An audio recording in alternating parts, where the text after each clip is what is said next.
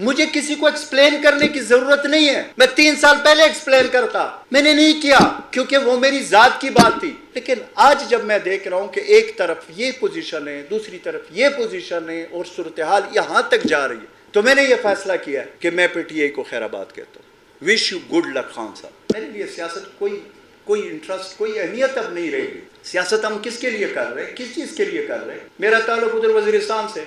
सो कहने का मकसद ये है कि हम सियासत, ये सारी चीज़ें बात की बात है। पहले हमारा मुल्क है, इस मुल्क में हमने रहना है। हमारी कोई जो है ना बाहर का कोई सिस्टम नहीं है, जो भी है वो इधर ही है, इधर ही हमने दफन होना है।